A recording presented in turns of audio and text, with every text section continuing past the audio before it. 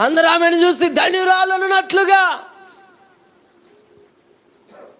సొలొమోను చెప్తాడుగా పరమగీతంలో, పావురము నిష్కరంకురాలు, ఆమెదే ఒక్కటే కుమార్తె, ఆమెను అందరూ చూసి ధన్యురాలందరూ, రాజులు ఉపపత్నులు దాన్ని పొగుడుదురు.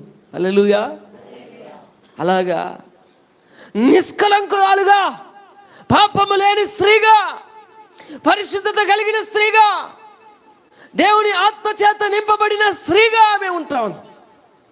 కాబట్టి ఆమె గొప్ప బహుమానాన్ని ఆమె చూస్తుంది. ఈ యొక్క సమయంలో యేసు ప్రభు నీ హృదయంలో, నీ జీవితంలో, నీ కుటుంబంలో ఉదయించడానికి ఆయన ఉన్నాడు.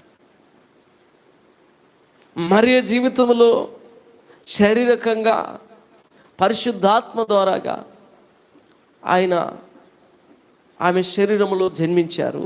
అయితే ప్రతి ఒక్కరు హృదయములో ఆయన జన్మించడానికి ఆత్మస్వరూపుడుగా ఆయన ఉన్నాడు. హల్లెలూయా, హల్లెలూయా. మీ జీవితంలో, మీ కుటుంబంలో, మీ పరిస్థితుల్లో ఆయన ఆత్మస్వరూపిగా మీ జీవితంలో ఉదయించడానికి ఆయన ఉన్నాడు. కానీ మనము మరియ వలె జీవించాలి. హల్లెలూయా. మరియ వలె భక్తి చేయాలి, మరియ వలె పరిశుద్ధత కలిగి ఉండాలి, మరియ వలె విశ్వాసంతో ఉండాలి, మరియ వలె వాక్యాన్ని ధ్యానించి, వాక్యాన్ని నమ్మి, వాక్యం యందు విశ్వాసం ఉంచి, అది ఆ వాక్యం మన జీవితంలో నెరవేర్చబడేంత వరకు కూడా ఎదురు చూడాలి. హల్లెలూయా. యెషయా గ్రంథంలో మనం చదివినప్పుడు అది వట్టి వాక్యమే. ఏంటి? అది వట్టి మాట. కానీ మత్తయి సువార్తలో మనం చదివినప్పుడు అది నెరవేర్చబడింది. ఒకరోజు చెప్పబడింది, అది కళ్ళ ముందట కళ్ళు కట్టినట్లు, ప్రజలు ఆశ్చర్యపోయేటట్లు ఆ మాట నెరవేర్చబడతా ఉంది. హల్లెలూయా. చాలా అద్భుతమైన, ఆశ్చర్యకరమైన విషయం.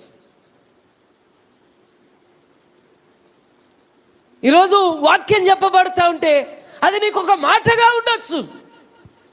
నీ కుటుంబం కొరకు, పిల్లల కొరకు, భవిష్యత్తు కొరకు, నీ జీవితం కొరకు దేవుని యొక్క వాక్యం వెలువడుతున్నప్పుడు అది ఒక మాటగా ఉండొచ్చు. కానీ దాన్ని నువ్వు నమ్మగలిగితే అదొక రోజు అది రూపము దాల్చుకొని నీ ఎదుట నిలబడుతుంది. హల్లెలూయా, హల్లెలూయా. మరియ ఒక సాక్షార్థమైనట్లు, లేఖనము మరియ జీవితంలో నెరవేర్చబడినట్లు నీవు ఒక సాక్షార్థమై ఉంటావు. లేఖనము నీ జీవితంలో నెరవేర్చబడుతుంది, నీ కుటుంబంలో నెరవేర్చబడుతుంది.